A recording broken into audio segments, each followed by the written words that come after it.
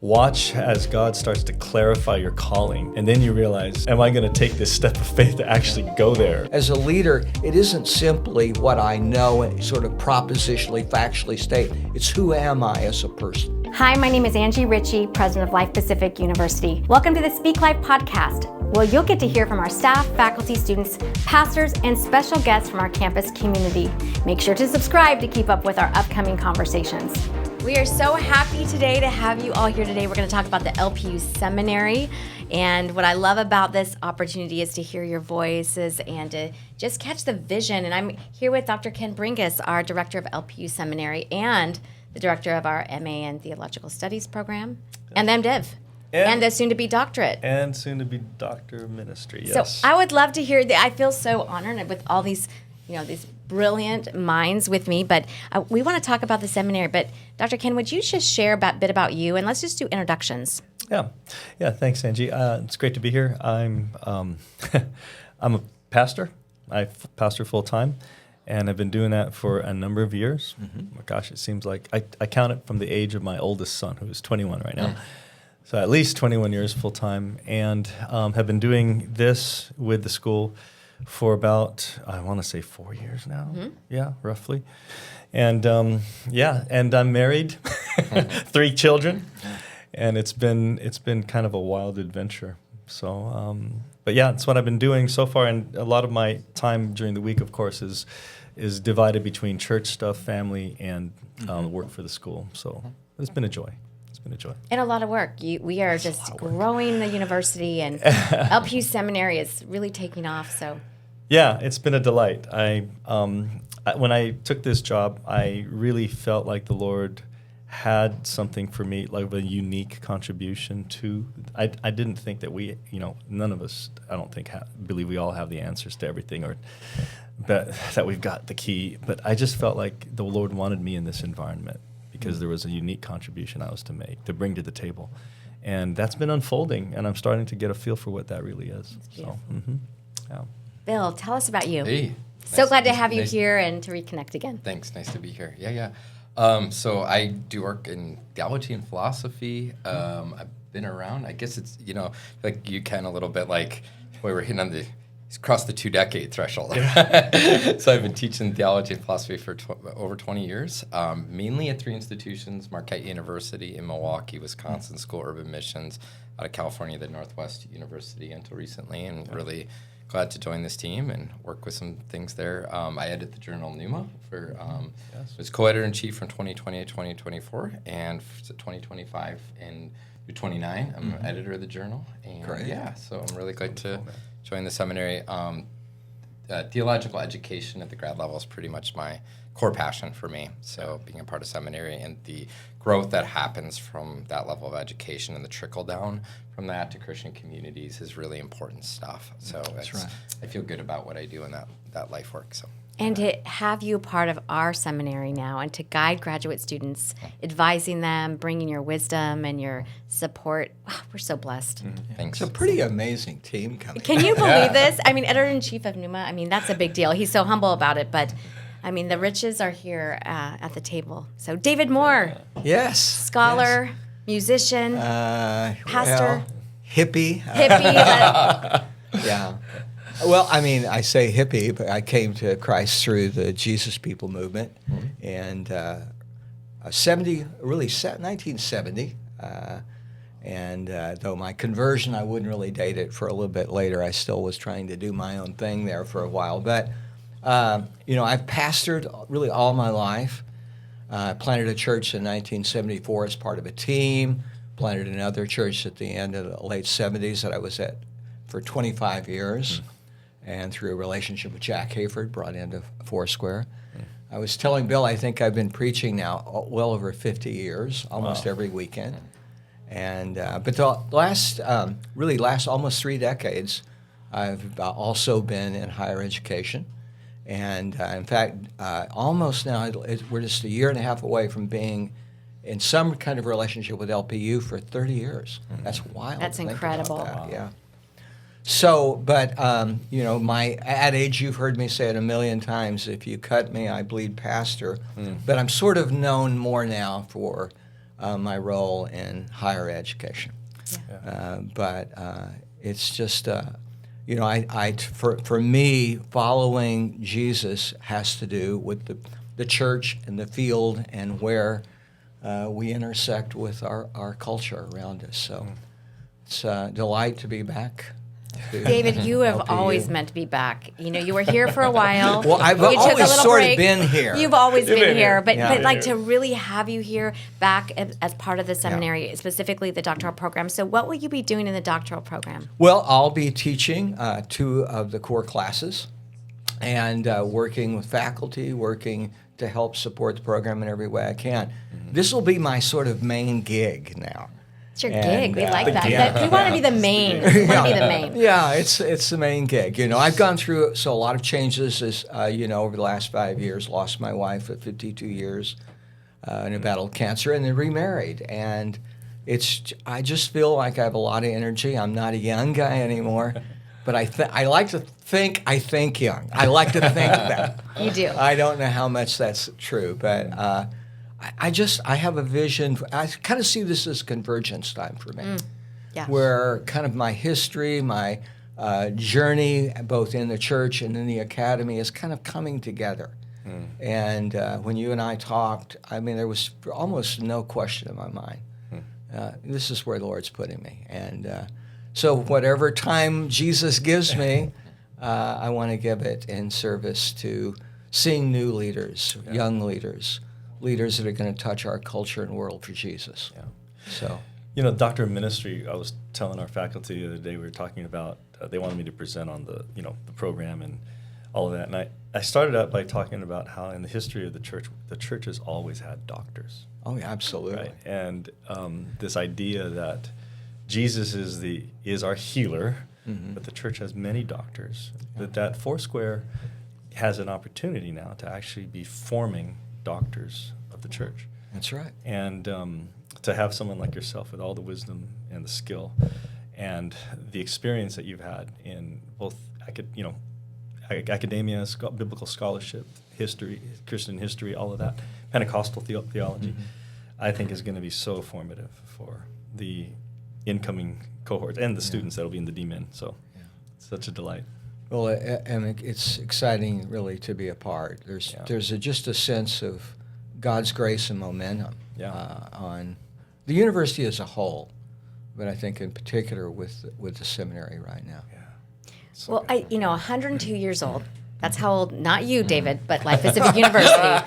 Thanks, Angie. Yeah, you're welcome. Glad you qualified There's that. a lot of age in the room here. But 102 years old, the university, recently really launching the seminary, and I always ask why now, but why not now? But I think that the distinctive of LPU, and I think we have to make it clear, it's Pentecostal theology, and I've honestly, you are the best at presenting Pentecostalism.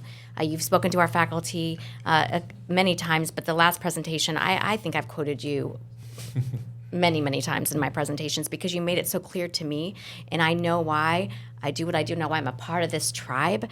But let's talk about this Pentecostal seminary. There's Pentecostal seminaries throughout the United States, but what makes us different? What makes a Pentecostal seminary at LPU unique, especially in today's theological landscape? Well, I haven't, taken an in-depth look at all the other Pentecostal seminaries, but I think in general, Pentecostal seminaries make the work of the Spirit, or should make the work of the Spirit, central, right, to their theology and their formation and their practice.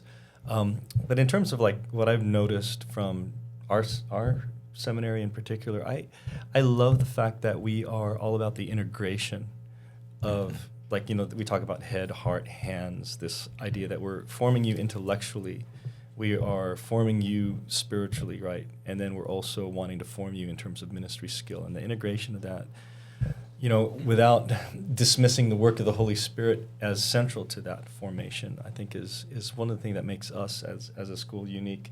We're always concerned, and to say it this way, I know that a lot of other schools might have this as a value, but I see it very clearly in our school that a lot of our faculty are connected deeply to the local church, and they're very pastoral. Right. And they're spirit-filled. So, you get that kind of influence that I think is very unique with our brand of Pentecostal. Yeah, and I think LPU is one of really a few. There aren't a lot of schools in the United States really focused around Pentecostalism specifically. Yeah. And I think this helps us be a part of that vanguard. Yeah. I think it's kind of widely acknowledged that we're recognizing the distinctiveness of Pentecostalism as a partner to Catholicism, Orthodoxy, and Protestantism. You could say we're a subset of Protestantism, but I still think, and there's a lot of scholarship going into this, that there's something we bring to the table that isn't there in the other three great traditions.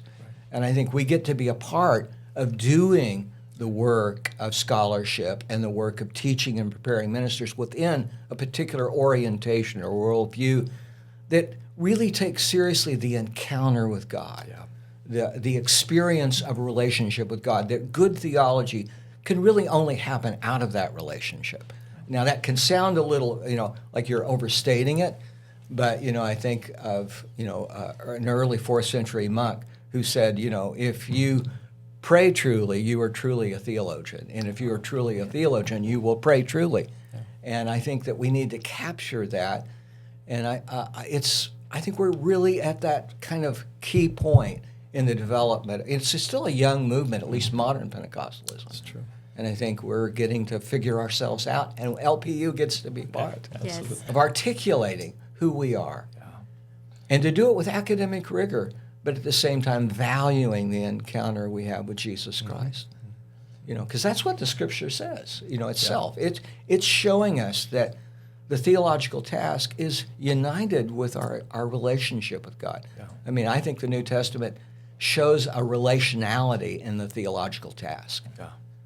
Very good. I'm going to pick up on something you said there, David, too. Like, I think Angie even said you talk about 100 years, right? But that's sort of a time in a set of Christian movements or Christian tradition, and Pentecostalism is now being recognized. The World's Christians textbook has 4 major Christian traditions. That's right. In the charismatic Pentecostal tradition. Yeah. In fact, the arc of it right now is we're just about to globally, pass That's global right. Protestantism, right? Yeah. So the World Christian Encyclopedias, their numbers are about 670 million charismatic Pentecostal Christians. That's not a small set of movements or tradition, right? So, but this century mark, there's a lot of coming of age in Christian history. We're 100, 125, 140 years old, depending on how you look at precursors and things like that. But this is a lot of time where you kind of, and I like what you said, David, in terms of thinking also ecumenically, right? We're our own, but we're trying to actually witness ecumenically to the rest of the Christian church, right? That's right. And that we're it's part of the wider Christian family with that. And I'm involved in this sort of dialogue. And I think part of the thing for Pentecostals say, maybe we can actually carry the whole, right? And I really agree with you. I'm definitely on the side of we're not just an add-on to Protestantism. There's something in the original formula that's different, That's right. And part of I think you name one of the several key elements that people name, right? That direct encounter, direct experience with God, and then emphasis. It's sort of like the priesthood of all believers, but the spiritual encounter of all believers, right? For in that process. So.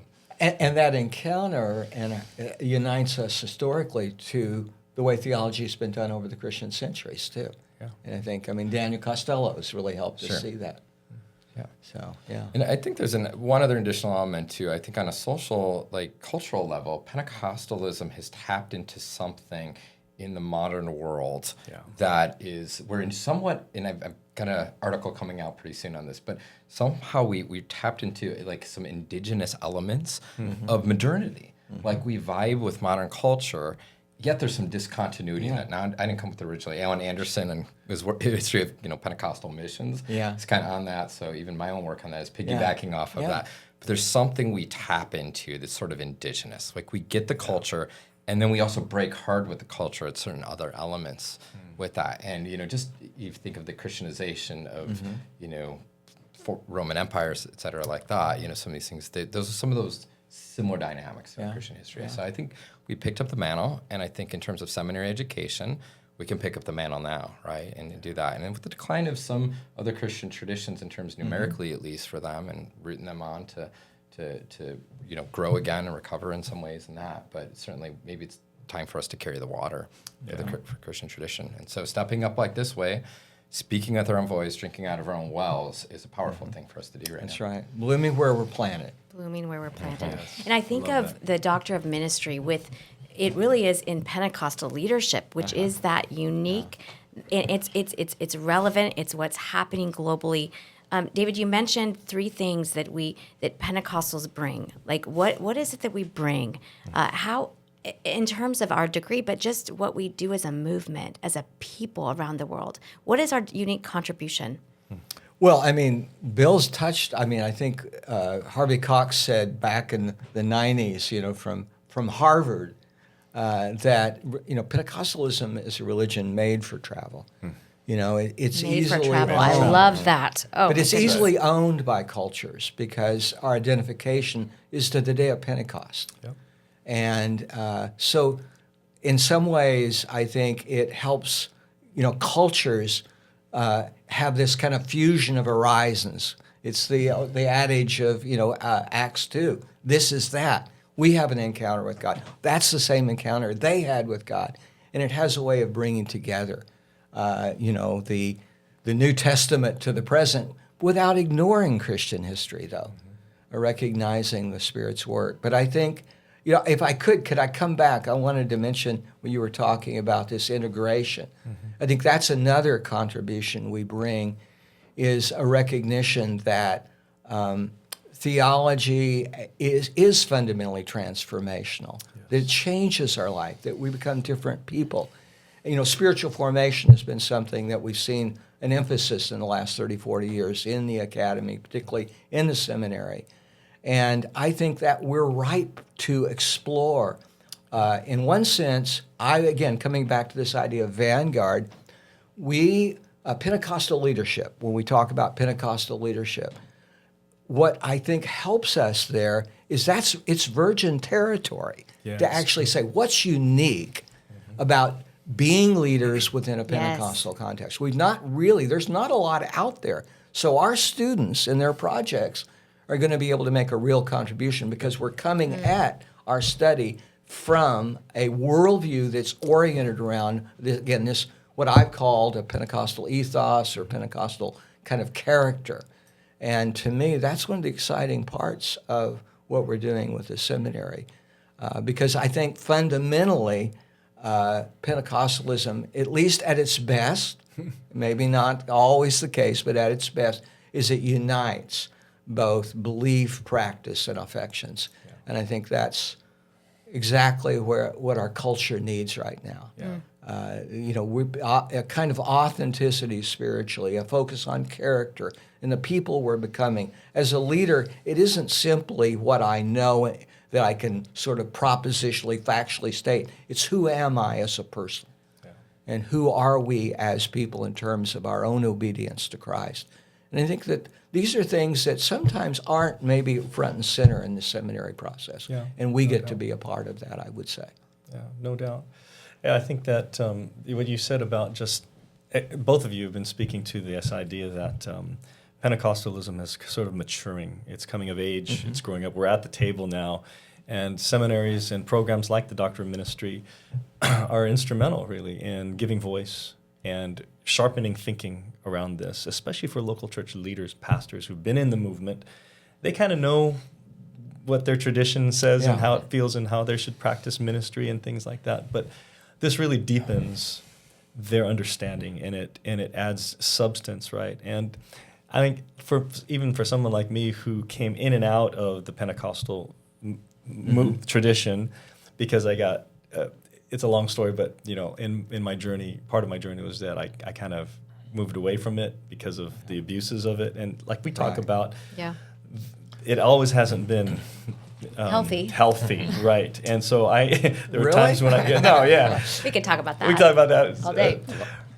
That was part of it that I didn't get from my growing up in a Pentecostal church, right? Yeah. And so years of gaining that perspective and how do I actually be a healthy, and then coming back to being able to embrace the reality of and the practice of the gifts of the Holy Spirit and things like that. I think pastors are going to need to be equipped, right? I think we have a lot more perspective now, and the seminary can be a place where we can really work out the integration. Where do these things intersect? Mental health, healthy spirituality with a Pentecostal, like what's a robust Pentecostal spirituality really what should it look like? I had one of our Foursquare pastors at one of our connection events come up to me, and we were talking. He's coached me in the past, and so we were reconnecting, and he said, "Yeah, Ken," he goes, I'm just a charismatic contemplative." And I'm like, "Oh, that's an interesting way to say it." Like you've engaged in the practices of, the contemplative and the monastic type, movements in the history of the church and all that. It's a wonderful well to draw from, but then he hasn't sacrificed his Pentecostal spirituality either. He's found a way to integrate them. And I thought that was a great way. Those are things that students can explore in seminary, right? What is the integration of this? I'd love to pick up on the healthy piece for a second, too, because there's a big correlation between going to seminary and having healthy church outcomes. Absolutely. There's a number of studies, and I was telling Syracuse and our enrollment VP on the way over here a little bit about this. I got to brush up on the more recent research on it. But it surprises people. It's not just you're a better preacher. Yeah. It's not just even sometimes you're a better organizational leader, but even some of the moral issues. Yep. There's less stealing, other kinds of moral failures and stuff that happens that correlate with seminary education. So, might be some chicken and the egg elements of, going on with that. But seminary is correlated with healthier church outcomes. So part of the worth, like why go to seminary, the outcomes are just there from the social science research that's been done on being a part of seminary education. Yeah, if I could give a testimony on that. Sure. Let's testify. Because, completed a PhD and a DMin. And my DMin degree, when I look back on it, was far and away my most enjoyable degree, partly because I was constantly doing exactly what you were mentioning, Bill. I was relating it back to the practice and ministry, to issues I was facing in the church. Yeah. And I think today, especially given so many challenges that we're facing within our culture in North America and globally, how are we equipped to make decisions, to think about our life, to bring leadership to people with all kinds of challenges that are unique to different contexts? I found that the Doctor of Ministry degree, it was constantly relevant to my situatedness as a pastor and a leader. And I think that that's really important for us as we're telling people about this degree to emphasize. Again, relevance can be an overused term, but what you hope your education is doing is actually informing how you live and informing how you carry out your calling.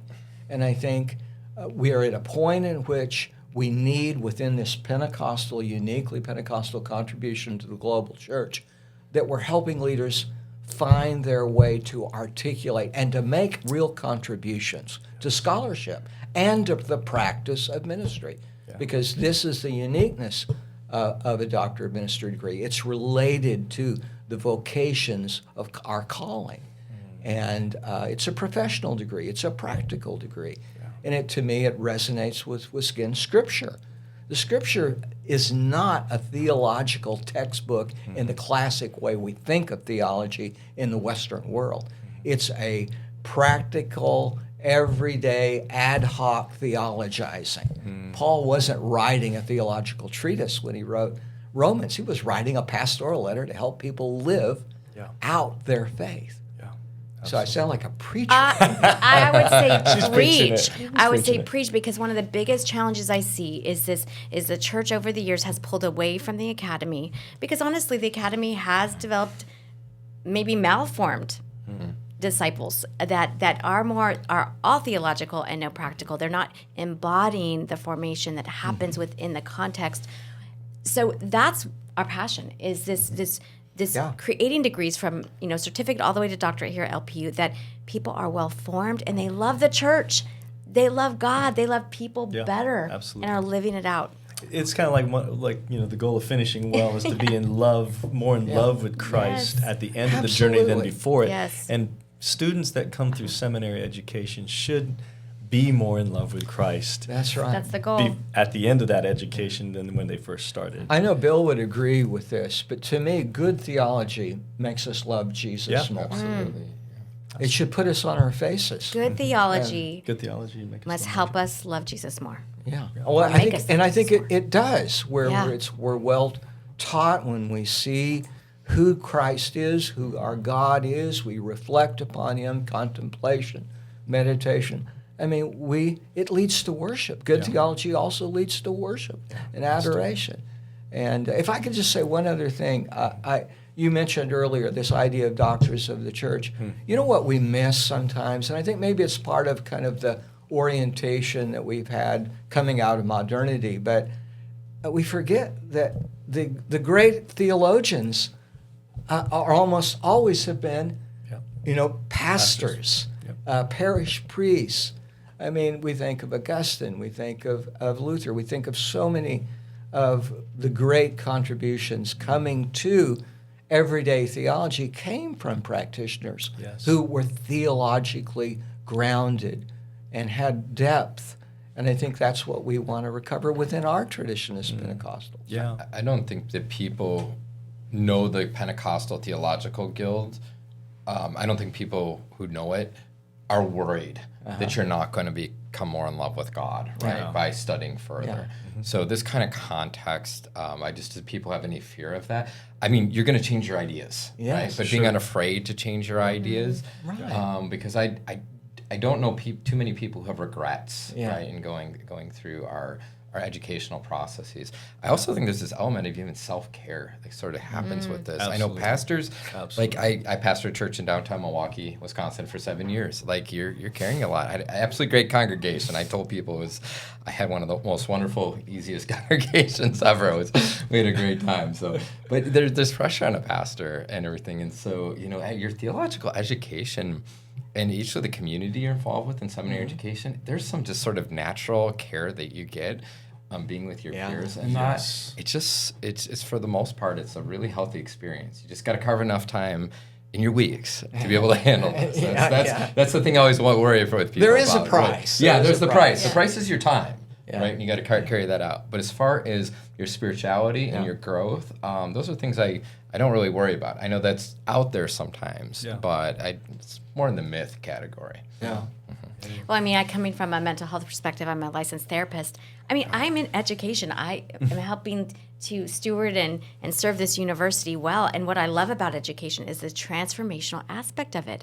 That I mean, I've been transformed through my education and from the people that I've learned from and the friends I've made along the way and the humility that education brings. Yeah. I mean, the humility that brings it. And so, Ken, I wanted to ask you about the seminary because this Doctor of Ministry program, it has formation integrated. Yeah. So this love, this heart, this embodiment, and also this growing theologically is all embedded. Yeah, it is. And to speak to the word that comes to my mind when it comes to the culture in our programs would be mentoring.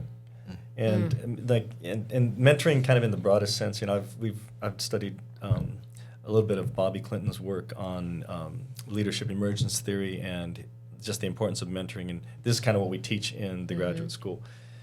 But the idea that you're in an environment where not only are you receiving, so mentoring being, to define it broadly, is like this relational experience of receiving something from another person, like a transfer of resources from one person to another. So mentoring can happen downwardly, like from professors into the lives of the student, but you also have this cohort-like feature where you're being co-mentored, and there's formation happening there, right? And then you're being encouraged to attach to Jesus, loving attachment to Christ and loving union with Jesus. And when you're learning all of that in that space, it can result in transformation. One of the things, I was just on a call last night with our first year cohort, and we've had our largest cohort, which is The MATs or the MDiv? both together. MATS, MDiv, but there's more MDiv in that cohort. They go through the same 2-year process for the first 2 years, and then MDiv takes a third year separate. But two of the students said to me, one of their first courses is the spiritual formation course. And two of the students said to me, I didn't realize how healing this course would be for me because I've been going through I've been experiencing loss in my life. And then one of them said, yeah, I was just getting ready to dive into biblical studies. I wanted to learn, like I'm a nerd, and I wanted to learn all that stuff. And he said, but this course gave me pause, and I began to look a little bit deeper into my soul and realize that I've been lacking some things. And so they're required to construct prayerfully a rule of life by the end of that course. And so, what practices are going to help me maintain a healthy rhythm of life in Jesus, really good. Right? And so this is bringing stuff up for them. So I'm convinced that, like, if you don't get through seminary without having to deal with your own baggage, what I mean? Like, that's we've shortchanged you. Yeah, That's right. We've shortchanged you because part of it is you can't be a good leader unless you are an aware, a self-aware leader. That's really important. So we've got to find a way to integrate that. Anyway, I don't know if I answered the question, but It helps people process that you don't have to stay like in a place of shame or something. To Yeah, be able to absolutely. process in your own growth. We all have weaknesses. We all have places we have to grow in. And I think the idea that it's, people in academia aren't humble enough to do that. I think it falls in the myth category. We get humbled a lot. And to think about it this way too, like the doctor of ministry is primarily geared towards people who have had experience in ministry. And a lot of that experience has been wounding, and so you come in with students that are, they're looking to process life as much as they are learn about Pentecostal theology, right? That's and right. So you can create an environment, a safe environment, where they might not even know where else to go because of their position in their church or whatnot. And programs like ours can be a safe place to heal, to process, to connect with professors who can help them or point them in the right direction, right? So, yeah, because I think the demands of ministry are so significant that we have to be resourced personally absolutely, to be able to have the kind of life that makes ministry sustainable. I mean, it's just hard to believe, but some 53 years into my journey in Jesus, and honestly, I still have vision. But it's not because there's something mystical, magical about me. It's because I had to learn to observe Shabbat, to do things that helped me be honest with myself, to reflect and see, practices that I had that were unhealthy. And that was part. And I will, again, my testimony again, it was my doctor of ministry degree that really was central on that. Because it was so much about, again, formation. It was at Regent University School of Divinity. And I went through a mid-career assessment. That's where I realized I was really to give myself more fully to higher ed, drawing on my experience of some 30 years in ministry. So, in other words, it made me actually make a career sort of repositioning. Wow. And I think that who knows what students will discover. But you're right, there's this opportunity that we have to really ask ourselves, are we fully capitalized for the demands of ministry? Yeah. And if we're not, maybe to make adjustments and changes. Absolutely. It takes courage to sit in a process like that and then to watch as God starts to clarify your calling. Yeah. And then you realize, am I going to take this step of faith to actually go there, right? Yeah. And those are the wonderful and sometimes scary encounters, experiences that we have in doctor of ministry programs.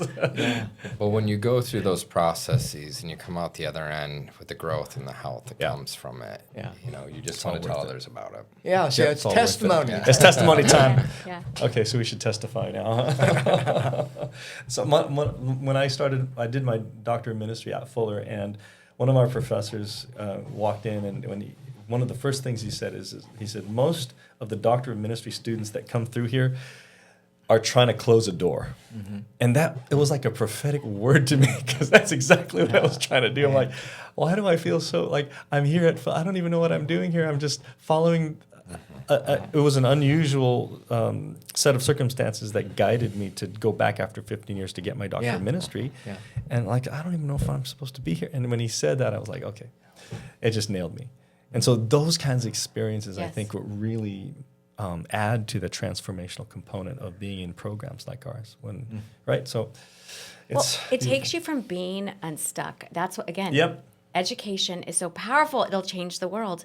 And yet I do see so much resistance to education, higher education at large, especially within the ministerium. And I'm like, this is going to change your life. You're going to be so empowered. You're going to be excited about life again. You're going to rediscover yourself. But what I find is people will come in and, I'm walking them through the process of even coming to school. But I often experience a stuckness. I don't know what to do. I don't feel like, again, that mid-career, I'm not generating. And what do I? And yet you have so much more horsepower. And this unstuck. It creates an unstuckness. And for you to have so much joy and vitality in this season. Oh, we're so pumped to have you. I want to be like you, David, when I get to your you're going to just revitalize students' hearts. But yeah, I think that's a key element of why seminary. Mm-hmm. Absolutely. Yeah. Bill, what are your thoughts on that? I mean, you've been in this a long time. Yeah. Maybe two strands on that I was thinking about. One is that, sometimes the reticence is like, well, this fear of education or intellectual, anti-intellectual feel or something like that. Maybe one thing that helps people sometimes is thinking about the Christian roots of education. I mean, we're talking the medieval scholastics inventing the university. Yes. Erasmus, who was a deeply Christian person, who was the really father of the whole idea of universal education, right? In the 15th, he's a little older than Martin Luther, if that helps place people on the timeline. But and actually influenced Luther. Hugely influential person that for some reason Europe knows a lot about Erasmus. Yeah. And we don't. In some ways, he just, North Americans just don't, right? But you think about why this openness to education, Christians invented so much of what we do. And so maybe some of the reaction against certain modern forms of that, right? So a Christian university is probably a safe place to pursue those ends where you maybe some of the hang-ups, you don't have to have in that. Other thing I'll say is, again, a little more testimony. One of the other schools I worked for, we're doing some accreditation stuff, looking at the outcomes and where your placement of your students. We were astounded how good the results were. What had happened to seminary, this wasn't called the seminary at this place, but the graduate theological education for the institution, the people had no idea how successful it was. And just the outcomes, how many leaders, and we kept saying, well, the students are just built to last. They're lasting, their longevity in ministry, the longevity, even where they took turns like out of ministry, they were like, it was a good turn. That's great. Like I got involved, they became like, I don't know, like a high school principal or something, like God led me there. People were in journalism or something like that. They're doing something else that was just God called them to. But it was like, when we did some of the results, people did not actually believe the numbers. And I'm a journal editor. I hate fake numbers. Then the people are like, this many people got saved or whatever. I'm like, okay, all right. I mean, I believe in it, right? But let's analyze those numbers. How many, how many decisions? Counting people here, right? I get that kind of thing. I mean, that's the first place my mind goes.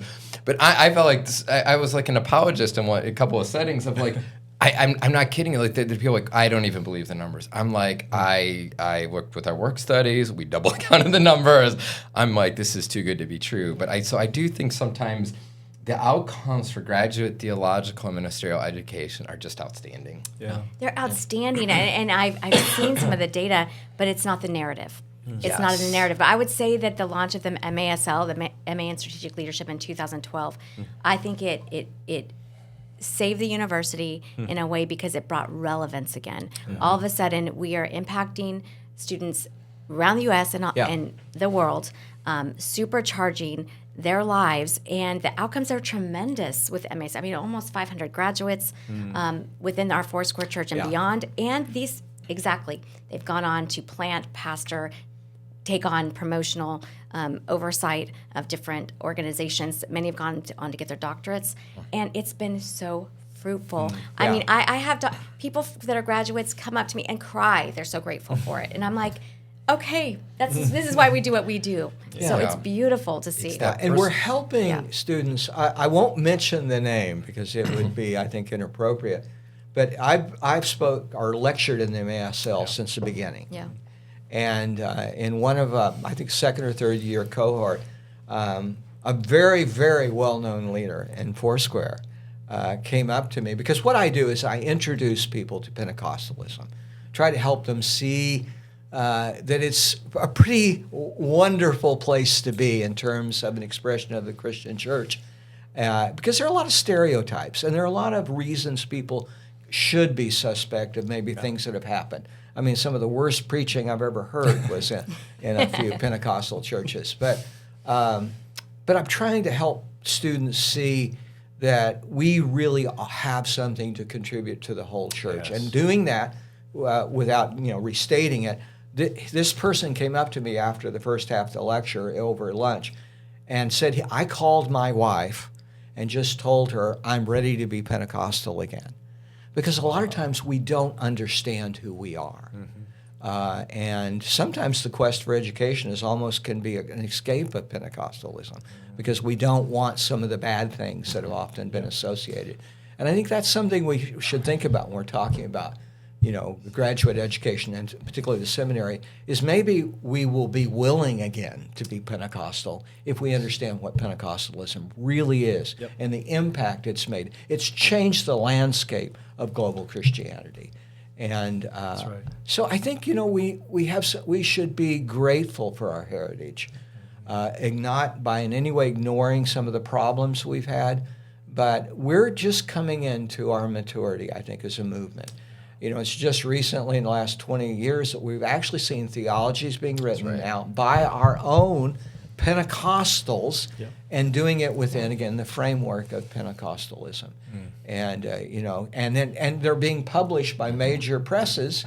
I think of Baylor University, Amos Young's Renewing Christian Theology, Baylor University 2014. That's a pretty well-known Baptist school. And but we're being recognized because we're doing theology, I think, well within our own tradition now. Yes. In 2023, we did a double issue of Pneuma on the theology of the three articles. Can Pentecostal theology speak to the three articles? We had Veli-Matti Karkkainen, Frank Macchia, Steve Studebaker, Amos Young, Daniel Augustine, a few others participate in that issue. And the editorial Nimi Warboka and I co-wrote on that. The subtitle was The Theological Maturation of Christian Tradition. Yeah. And in 2000, I did my doctoral work starting in 2003 at Marquette University. Circa 2000, it was budding, right? But 2025, it has just been an explosion. This last quarter of century, this has been the quarter century where Pentecostal theology came of age. The trickle down of understanding that is not quite there yet. But Pentecostal theology is being read around the world. Obviously, Amos is one of the foremost people with that. The Southern California is highly represented. Actually, Karkkainen, Young, Macchia, all those Southern Californians right there. Obviously, straight out of Southern California with global Pentecostalism. I'm a multiple origins person on that, by the way. Did it come out of just Azusa Street or multiple? I think the historical record is God was doing all things all the way back in the 1860s. We got these small Christian movements where people are having charismatic experiences. It's always been there in the church, but it was budding in different ways. Azusa Street just blew it up, right? And That's right. It was the catalyst. It was a key catalyst, and there's other, India, Wales, essentially, like that with that. But and Stephen Felix Jaeger here is a really kind of up and coming young theologian. He does cool stuff, his aesthetic stuff. I was at a conference a few years ago, and some grad students said, oh man, who do you come here to see? Felix Jaeger. Cool. I'm introducing him. Really? Yeah, well, sure. No problem. Steven's a great guy. He teaches to talk to. Yeah, right. So Steven's a part of LPU, and so there's just so much being done right now. I think we're actually carrying the water, and I sometimes wish our people knew it, right? And so people are like, is there authentically Pentecostal theology? D. Lyle Dabney, who actually studied with it at Marquette, has a famous article where he, in Pneuma, over 20 years ago, where he told people, he just written it when I actually did a doctoral seminar with him, he told Pentecostals, he was raised in Assemblies of God pastor's home. He ended up becoming a charismatic Methodist himself, and he actually just died this last year.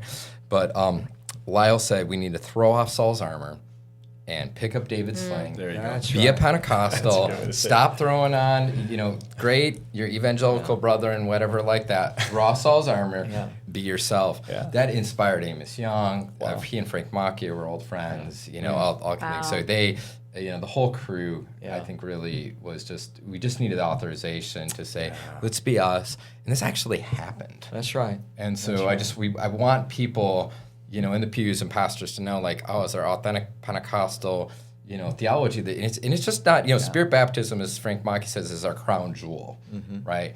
And yet we're covering everything these days. Yeah. We're getting there, right? And some of the best theology is being written by Pentecostal Yes. theologians right now, That's and right. and it's globally too. Yeah. That's And right. one thing that I'm recognizing is here's the thing: is people always like, out of Pneuma, what do you sing?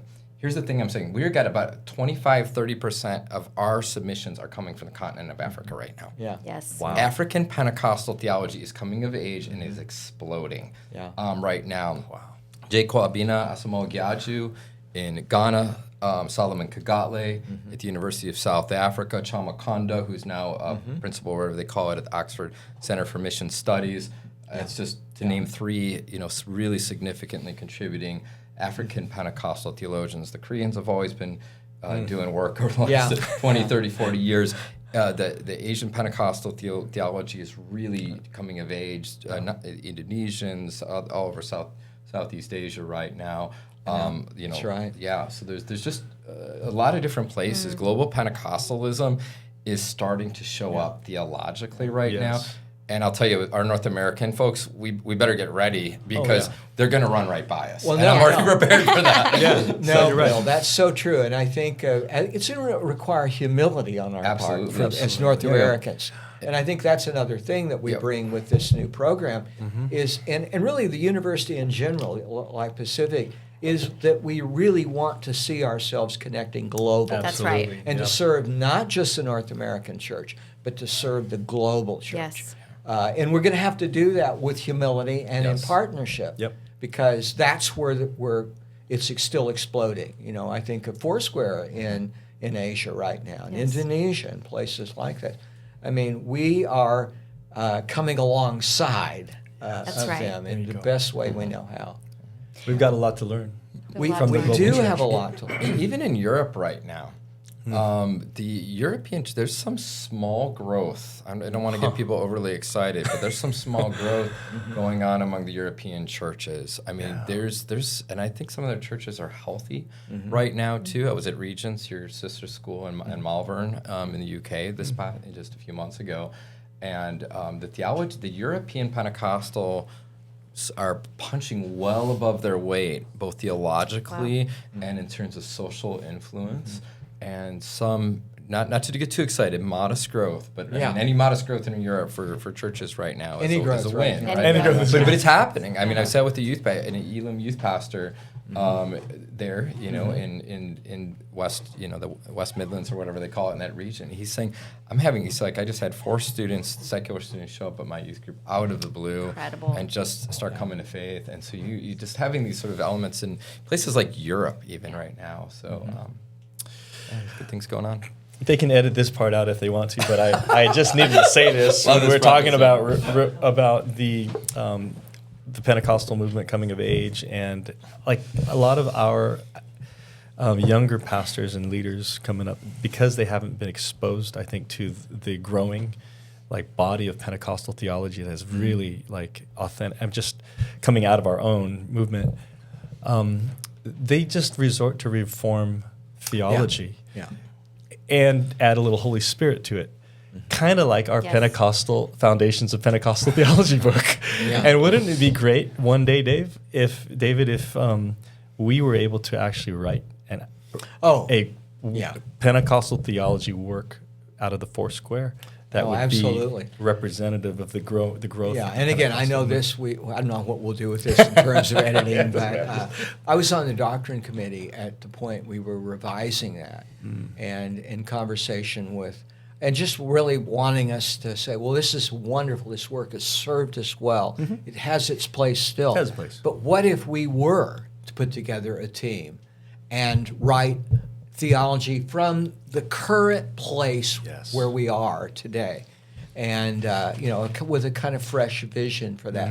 And I think sometimes we fear, well, we're going to move toward that slippery slope of liberal theology or whatever those fears are, because there was some of that at the time.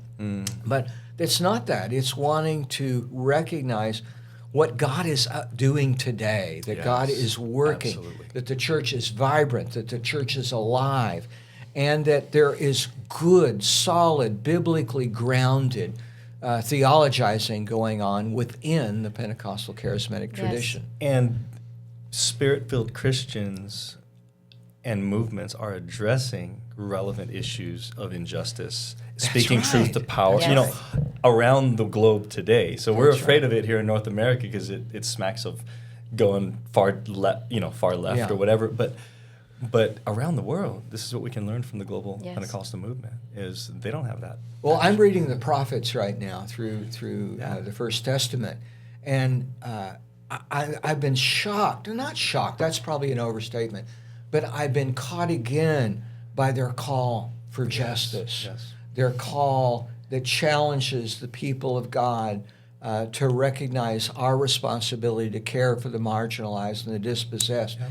And I think that could be helpful for us to hear that within the biblical voice being presented foremost. In other words, this isn't about trying to identify right, left. It's trying to identify with God's heart for the broken, the poor. bruised. That's right. And God help us to hear that, because it calls us to our task of mission and restoration and the renewing of all things that are part of the coming of Jesus.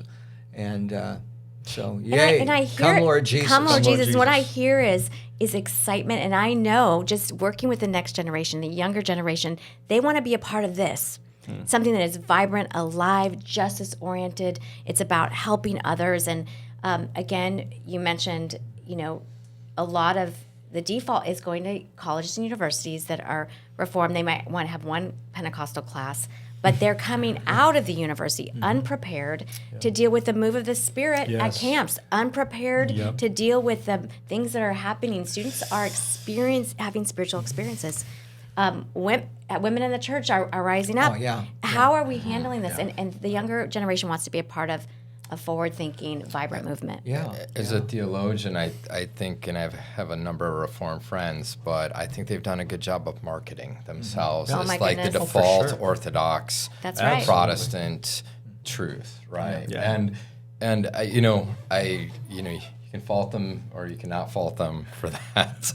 I fault them a little for that. I think I'm too ecumenical to want to run any other fellow Christian off the road a little bit and say, with that. But I just would encourage those who might be listening who are the Pentecostals that there is absolutely robust Pentecostal theology out there that is integrating. It's to be found everywhere. There's works. There was an issue. I don't do the book reviews, right? We have book review editors that do the book reviews, but I have to look them over every time we go to print, and we usually have 14 to 20 book reviews. So I will read through them. I get first look at them. It was an issue last year in 2024. I about fell out of my seat because the 16, 18, whatever book reviews we did for that issue, I cannot believe how much good work was being done by the Journal of the Society for Pentecostal Studies. Well, the Journal of Pentecostal Studies was reviewing this much good work. Like, there was probably not between 2000 and 2005, say, that much being written in that 5-year period as we were covering in one of our 4 issues. And this is, it's there. So what I would say to our Pentecostal family here, right? You might not, there's sometimes, our kids surprise us with good things. Sometimes our students surprise us with good things. Like you have those meetings with a student and you're like, oh my goodness, I didn't know how far along you were. It's great. I mean, those are some of the best meetings you ever get as a teacher, right? It was one of those things as an editor. I just was like, we are traditioning here. We are living up to that major Christian tradition. That's why in 23, the subtitle we had was, and we owned it, right? the maturation of a Christian theological. Now, we didn't say the Pentecostal tradition is mature, Yeah. right there. And in fact, Cheryl Bridges-Johns, who I kind of riffed off of her 1990s presidential address, "The Adolescence of Pentecostalism." So we've matured as a theological tradition. Yeah. Cheryl did a big Facebook post on this, and she basically said something to the effect of, Bill and Nimi might be right on the theological. We've got a lot of ways to go as a family, right? In so many words. But what I want to say is, the thought's there. Yeah. The thought's there. We've had people that are thinking this through in mature ways. And we all have to do that for ourselves personally and communally. We have to develop our thought. We have to develop our thinking so that we can mature as human beings. Yes. When my wife says, "Bill, I think you're missing this about us," which happens in any decent marriage, right? And I have to think about that, right? And I say, okay. And then I spend a week thinking about my blind spot that my dear wife is tapping me on the shoulder about, right? And this happens theologically with us, right? This is an area for growth. This is an area for maturation. Christianity is infinitely rich. Yeah. We are all at the tip of the iceberg. Yeah. And our brothers and sisters are helping us think through that, and especially our sisters too. I have a little resentment to swing back around to the Reformed and stuff, and the justifications and this like that. I'm sorry, I want to challenge anybody to be as good of a biblical scholar as our good friend Craig Keener. That's right. And claim that it is definitively biblical that women shouldn't be in ministry leadership. Craig and a whole host of others, New Testament scholars, are full-fledged on women in ministry. Yeah. And I don't really buy those arguments, and I'm glad to stand with the tradition that says, women and men are called of God and called of leadership. Yeah. I have to say one thing. So our provost, we have been asked many times, why are you starting an MDiv? We did when we started many years ago. Why are you starting Doctor of Ministry? They have this school, that school, and these are from our family. I mean, people within our tradition, people that we work with, we serve with. And that attitude is what's kept us not doing this for 100 years, not having a seminary for 99 years. And so why not now? Now is our time. And we have a part to play. And I think if they will go to other schools, and we're seeing that those that are coming out of those schools, they're not leading in the fullness that Pentecostal provides, that embodiment. And so that's why we're doing this. That's why the Doctor of Ministry in Pentecostal leadership. So I just want to make clear for all the people that wonder, why is Life doing this? There's plenty of schools. You know what? We've got to be us, and we have a part to play, and we have a contribution to make that's alive and vibrant. So I just want to thank you, Ken, and the team here, and for all that you're doing. So you had a thought. I want to hear what you were thinking when Bill was sharing. Oh, I had several thoughts going through my mind. I'm like, where do I camp here? Well, I think that was the main thought. I think I was thinking about, like, as the Pentecostal movement matures in this theological tradition we're calling Pentecostal, that we get to be kind of on the front lines of it, and to see the, when you're on the front lines of something, sometimes it's not predictable. And so you're on your toes, and you're going, man, we need to adjust this and that and this and that, and that's kind of what I love about where we are now. Yeah. We understand, I think you were saying this earlier, we're not trying to be perfect with our programs. We're trying to make progress, and we're trying to capture what what the Spirit is doing. That's it. And I think that's the key, is like the seminaries cannot be disconnected from the life of the local congregation. That's right. We have to have our finger on the pulse, which is what I think makes our program unique, is because a lot of us are pastors. We get it. Like, when our students come to us with issues and problems, and like, we got case studies just because of the students that are enrolling, right? Like, what's going on in your church? There it is. There's our case study. But that's the thing, is that makes us unique, is that we need to keep our finger on the pulse of the local church, and in a lot of ways respond quickly to the needs that are there. And that's what that's what I think we're hoping to build here, is that quick responsiveness. Yeah. What do you need? Well, dexterity to have to be agile, to be able to respond, and I think that's also kind of the heart, I think, of Pentecostal theology and praxis when you look at Scripture itself. I mean, the theology is reacting to issues that the church is facing at the moment. Yep. The letters are addressing real-time problems and challenges, and I think we can do that. And I think it's part of what we can bring to our family of churches, to the Foursquare family, and to help them see that it isn't just our pastors, it's our pastors and our scholars working together to help address challenges and problems and issues that we're all facing. So just amen to what you're saying. And if I could just say personally, one of the thrilling things for me to come back to in a more substantial way to LPU is the faculty here. Mm-hmm. Yes. The faculty is young. There's so many practitioners, not just in the arena, but in the practice of counseling and other. That I think we're right. There was a report generated back in the 90s, the Murdoch Charitable Trust report. It was kind of known as the Murdoch report, and its whole challenge was that the seminary needed to be more connected to the local church. Yes. And I know we've talked about that in the academy, but I don't know that we've always done a really good job with it. Yeah. And I think one of the things that I see, Angie, that you value and the team here values is making that connection. Yeah. And as somebody that's been primarily for most of my life a practitioner, that's what we need. We need the academy to be engaged with the real life issues we face in ministry. Yes. That's good. So amen. Amen. 100%. And our world's in a really intense place. That's Yes, right. it is. And I've been reading up, and I haven't gotten as far enough in his work as I'd like to, but the German sociologist Hartmut Rose is kind of a hot thinker and across the fields right now.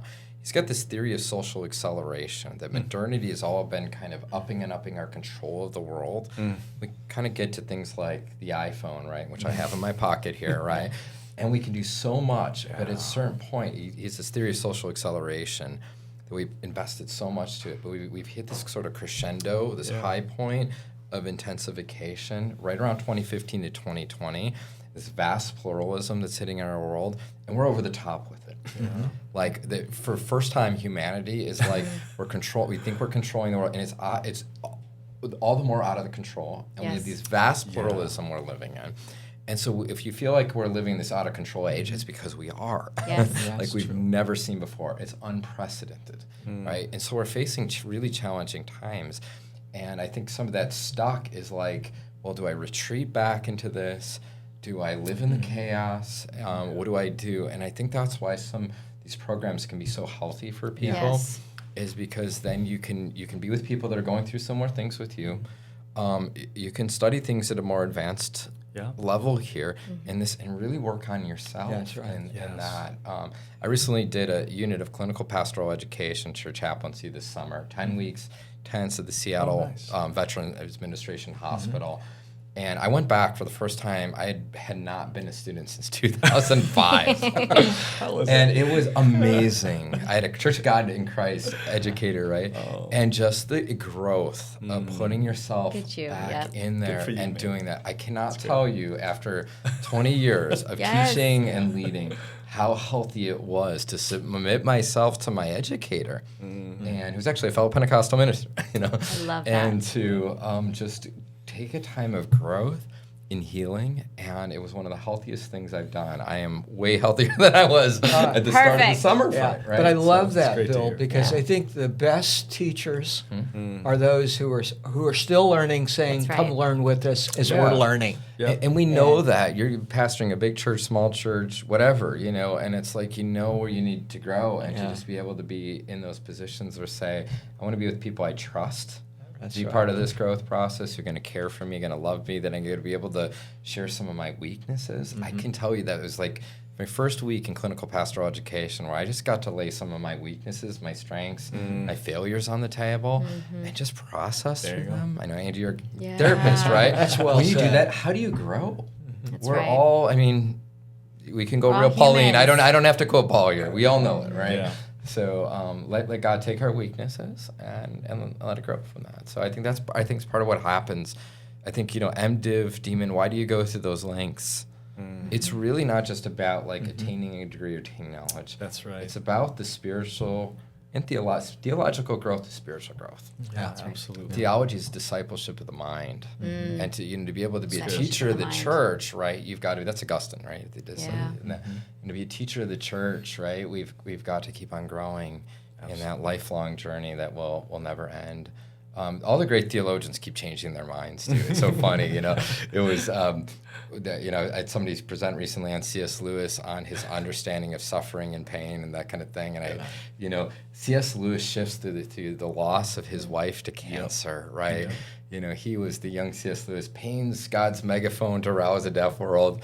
And his older self is, shut up, young Jack. You go into Jack, it was That's like, right. you have no idea. Read Job and shut up. Yeah. It's like, questions when aren't you have a answered. wife die of cancer, come and talk to young Jack. Come talk to me later. You know what I mean?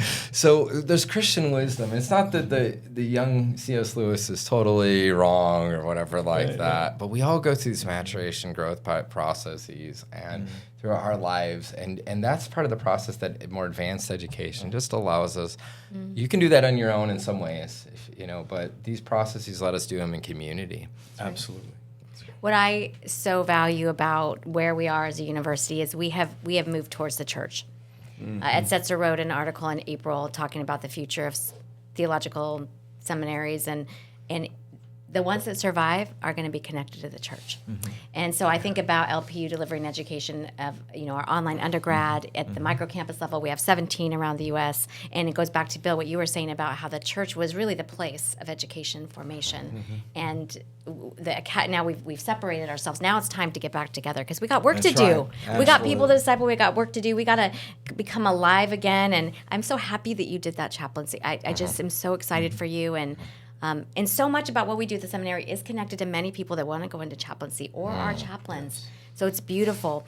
I do want to mention that this whole thing about globalization and the way that just the Pentecostal movement is growing, we are so connected with our first dean of our LPU Global. We announced him last year, and the doors are just flying open. Wow. So, and with our provost, Dr. Daniel Rorte, I want to honor him. He is one who's really helping spearhead the advancement of our educational offerings. He's doing a wonderful job. He runs. I thought I was fast. He's fast. So we're all fast. Wow, so that's fast. we're running fast. So, but the establishment of what's called GAFTE, which is a Global Association of Foursquare Theological Education. It's bringing Foursquare Theological Education.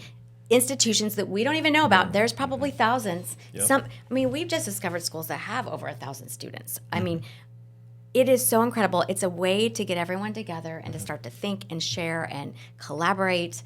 And so I just want to shout out GAFTE, Dr. Rorte, Dr. Gary Matzdorf, and all of you who are making significant. Isn't this fun? You guys are making contributions. You're here at the table. We're on the pod. Yeah. Okay, so what I want to do is we wrap up. I don't know Ken, where we are with time, but we're going to do a lightning round. And so don't go into explaining anything. We want the first answer that comes to your mind. Okay, each of you, we'll start with you, Bill. We'll go around. One book outside the Bible that's most shaped your faith. Oh boy. This is going to sound so strange. Charles Taylor's A Secular Age. He's a Catholic scholar, but yeah. I was going to say that. Are you kidding me? God's my witness. Are you serious? A Secular Age. Yeah. We got to link it in the notes. Absolutely. Yeah. Okay. Yeah, That's great. Yeah. Everyone's going to want to buy the book. It is You're long, gonna have to and it you're is gonna have thick. to email us if you don't get why. That is a long thing. Yeah. Okay, say the name Slog again and the through that author.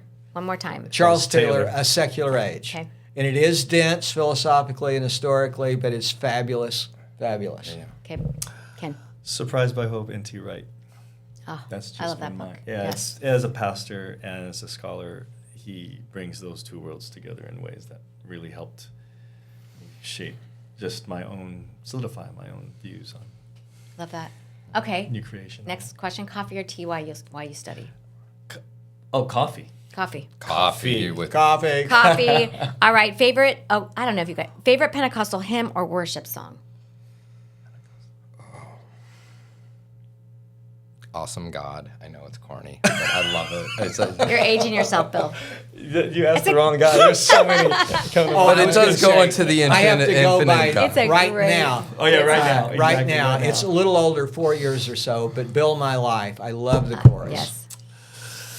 I am on a Phil Wickham kick. I'm sorry to say that, but just some We of the love songs Phil. he's been writing, and so the latest song has been in my head so good. It's called So Good. It's so good. It's so good. So good. Okay. Just in my Okay, if you weren't in academia ministry, what would you be doing?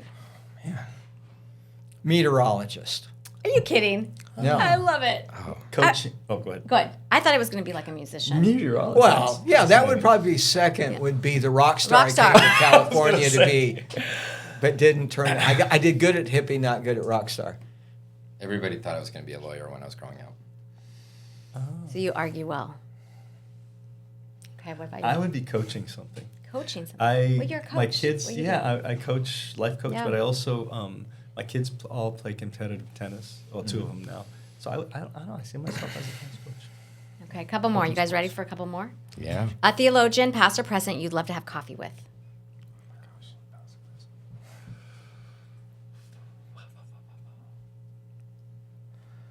There's a lot of them. I got to pick the one that rises to the surface. You know what's crazy? People ask me, who would you like to meet in the world more than anyone? It was Charles Taylor, and I was his attaché host at Society for Oh, Biblical no way. Studies in 2017. So Dreams I've do told my come students, true. like, I'm a basketball fan. I'm from Cleveland, Ohio, so people would say LeBron James, but I'm like, I hung out with Charles Taylor for like 60 hours and got people, Yeah. chose people to go out to lunch with him. I know that he's more of a philosopher. Yeah, Yeah. yeah. Good for you. And I get to, it's crazy that being in Pentecostal Theology, I actually have, you know? Yeah. Amos Young's my friend, you know? Yeah. I don't know what to say. You have- I was gonna say, yeah, you can't say Amos Young 'cause you always have coffee Amos with Amos Frank Young. and Christopher Yeah. and Lisa Stevenson and I hung out, you know, in May down here for like, 3 hours yeah. together. I don't know. that would be great. That's ridiculous, you know? Actually, Douglas Jacobson would call William Seymour a scholar, even though he certainly wasn't formally trained. Yeah. But I would love to talk to Seymour Yeah. and just ask questions about what was it really like? Tell me at Azusa Street. So, Yeah. I'd love to do that. I had a professor in seminary named Ray Anderson, and Oh, yeah. have you heard of Ray? And Oh, some Ray of the stuff he's stuff, written, yeah. but he was The sort of practical theologian. very practical, but he didn't sound like his courses were. I would love to. I think he's gone to be with the Lord now, but I'd love to. After all I know now, be able to sit at a table with him and reflect. Okay, last. One word only. One word to sum up LPU Seminary. Alive. Potential. Life-giving. Love it. Thank you, doctors. This was a joy to be together. I cannot wait to dream up more things together, and thank you for being a part of Life Pacific University. Had a great time. Let's do this again. A Let's blessing. do it. This was fun. A blessing. It was Blessing. fun. Okay, Living check our out life. lifepacific.edu, check out the seminary, and check out more of our podcasts.